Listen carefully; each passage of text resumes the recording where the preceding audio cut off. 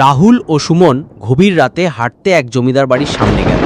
হাতে ছিল torch light আর সুমনকে বলল, দেখ সুমন, এটাই হলো সেই জমিদার যে আসার জন্য আমি এতদিন আশায় ছিলাম। শুনেছি এখানে নাকি আত্মারা বসবাস করে। আরে ভাই, রাতের বেলা এখানে আসা ঠিক হয়নি। জায়গাটা দেখেই মনে হচ্ছে অভিশপ্ত। সুমন এবং রাহুল কথা বলতে বলতে হঠাৎ করে প্রবল ঝড়ো বাতাসে জমিদার বাড়ির দরজাটা বন্ধ হয়ে গেল। রাহুল দেখল একজন বৃদ্ধ হাতে একটা হারিকেন নিয়ে ঝড়ো রাত্রে আমাদের দিকেই এগিয়ে আসছে। দেখতে দেখতেই বৃদ্ধ সামনে চলে এলো এবং বলল, তোমরা কারা? এখানে এসেছো কেন? আমি রাহুল, আর এই আমার বন্ধু সুমন। চাচা, শুনেছি এই জমিদার বাড়ি নাকি আত্মা আছে। এমন কি হয়েছিল এখানে? আমাদের একটু বলুন না, একটু জানতে চাই। তাহলে শোনো বাপু, অনেক দিন আগে জমিদার রামচন্দ্র এই বাড়িতে থাকতেন। তার স্ত্রী নীলাম্ভরী ছিল খুবই সুন্দরী। জমিদারের সেনাপতি ছিল সরেশ। সরেশ নীলাম্ভরীকে দেখে প্রেমে পড়ে যায়।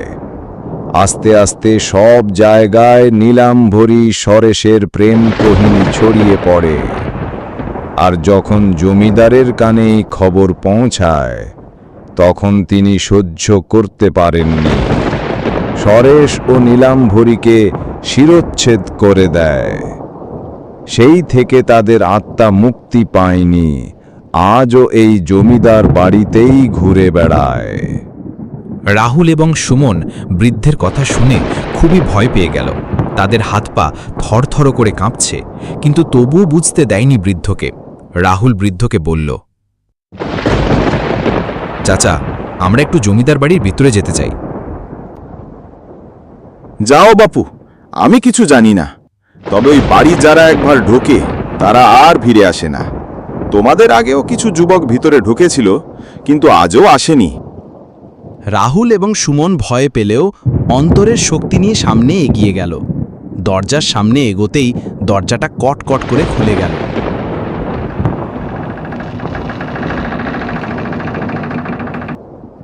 একটা দমকা বাতাস এসে লাগলো রাহুল এবং সুমনের মুখে। সুমন রাহুলকে বলল, রাহুল ভাই আমার, চল বাড়ি ফিরে যাই।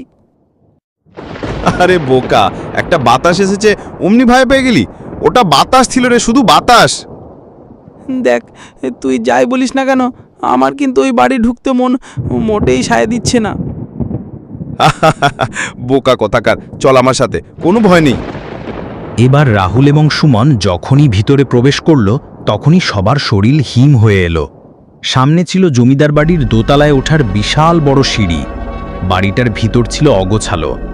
রাহুল বাইরের থেকে যতটুকু সাহস নিয়ে প্রবেশ করেছিল, বাড়ির ভিতর ভয়ঙ্কর পরিবেশ দেখে রাহুলের সাহস আস্তে আস্তে মিলিয়ে গেল। রাহুল মনে মনে ভাবল, আসলে আমাদের এখানে আসা উচিত হয়নি। তাই সে দরজার দিকে ফিরল বের হয়ে যাওয়ার জন্য, কিন্তু তাকিয়ে দেখতে পেল সে দরজাটি আর খোলা নেই। এদিক পিছন থেকে ভয়ঙ্কর আওয়াজ আসলো, এখানে তোরা এসেছিস আমার ইচ্ছায়, আর ফিরে যেতে পারবি না। মৃত্যু তোদের গিলে ফেলেছে। তোদের মৃত্যু ছাড়া আর কোনো পথ নেই। আহ আহ আহ আহ আহ আহ আহ। আমি বলছিলাম এখানে না আসতে, তবুও তুই আমার কথা শুনলি। এখন কি হবে? এখন আমাদের মৃত্যু ছাড়া কোনো উপায় নেই। রাহুল এবং সুমনের চোখ যেন ছানা বড় হয়ে গেল।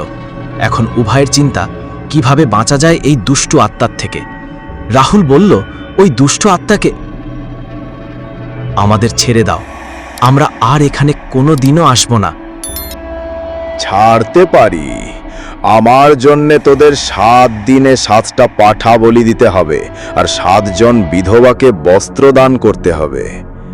কি পারবি তোরা?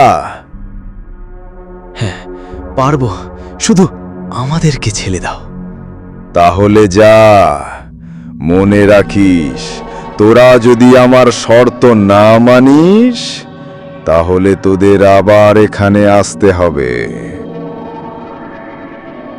রাহুল এবং সুমন সেখান থেকে দৌড়ে বের হয়ে আসলো এবং দুজনে বাসায় ফিরে গেল। তারপর থেকে সেখানে শুরু হলো বলি দেওয়ার প্রতিযোগিতা।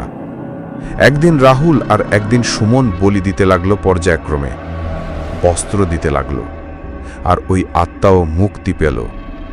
তারপর থেকে ওই জমিদার বাড়ি হলো একেবারেই স্বাভাবিক।